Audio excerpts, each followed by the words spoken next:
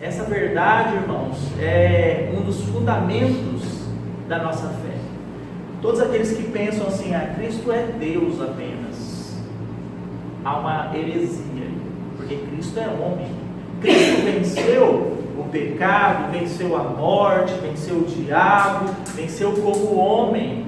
Porque se nós pensarmos e vermos o Senhor Jesus apenas como Deus, a gente pensa assim, mas foi por isso que ele venceu, o pecado, porque ele é Deus, então Deus vai vencer o pecado, obviamente.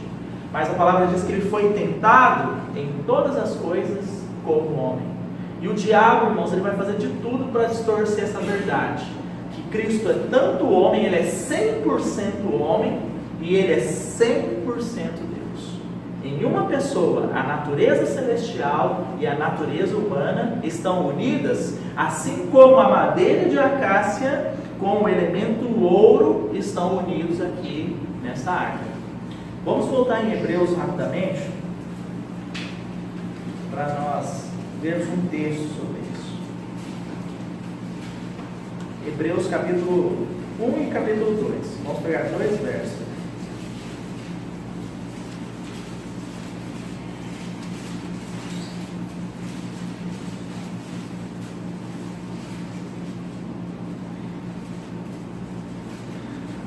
Vamos ler o capítulo 1, a partir do verso 1. Havendo Deus outrora falado muitas vezes e de muitas maneiras aos pais pelos profetas, nesses últimos dias nos falou pelo Filho, a quem constituiu o herdeiro de todas as coisas, pelo qual também fez o universo. Então aqui nós estamos vendo, saltando para nós, o aspecto celestial, do nosso Senhor Jesus. Veja aí, Ele é o resplendor da glória de Deus. Ele é a expressão exata do seu ser, sustentando todas as coisas pela palavra do seu poder. Depois de ter feito a purificação dos pecados, assentou-se à direita da majestade nas alturas, tendo se tornado tão superior aos anjos quanto herdou mais excelente nome do que eles. Então ele é o resplendor da glória, ele é a expressão exata de Deus, na verdade. Agora, se você avança um pouco mais, no capítulo 2,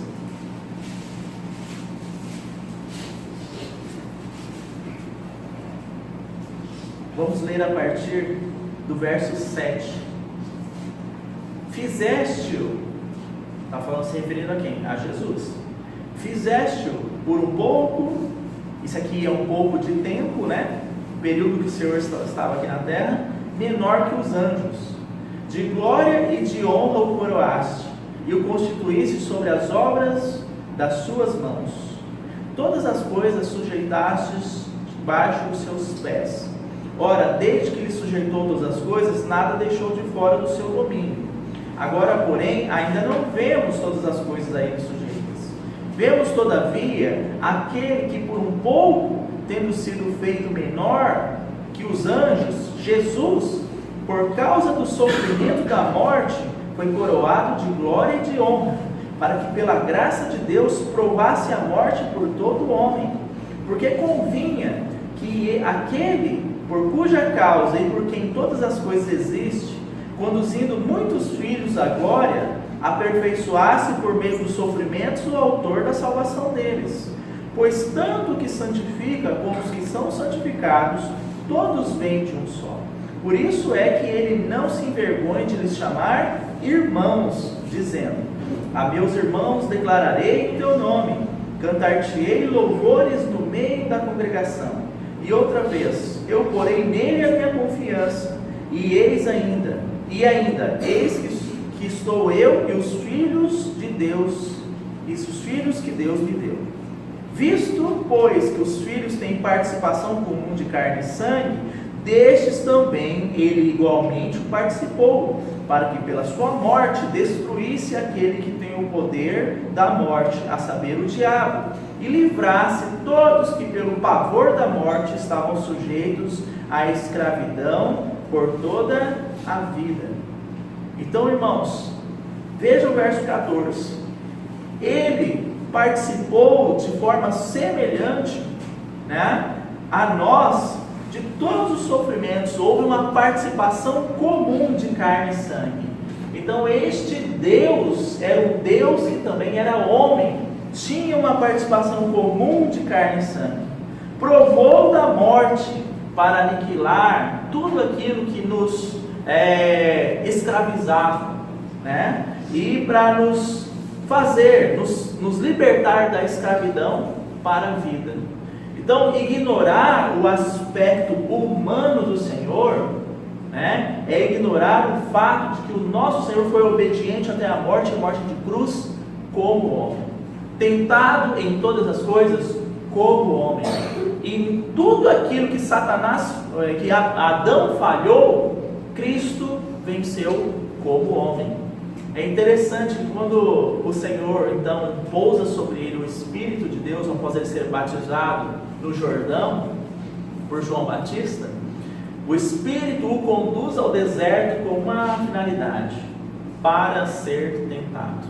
E lá ele foi tentado não por suas concupiscências, porque nós, irmãos, segundo Tiago, somos tentados pelas nossas cobiças, pelas nossas concupiscências. Mas lá, o nosso Senhor Jesus foi tentado pelo diabo em pessoa, né? E a palavra é muito clara quando diz que ele venceu toda sorte de tentações. Ali no Evangelho de João, nós temos um resumo dessa tentação, né? Aqueles 3 episódios: transforma a pedra em pão e sacia a tua fome, né? Ordena a Deus, quando você cair daqui de cima, que envie anjos para que eles te aparem, né? Se prostre e me adora, que eu vou te dar os reinos da terra. Ali você tem um panorama geral, mas o Senhor foi tentado em todas as coisas. Irmãos, nós somos tentados na carne, nas mais diversas situações. Cada um dos irmãos sabem disso.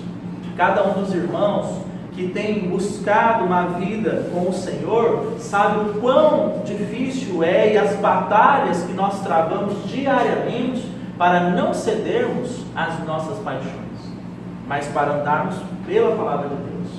Então, irmãos, saiba que o nosso Senhor Jesus passou por todas essas tentações também, todavia sem pecado algum.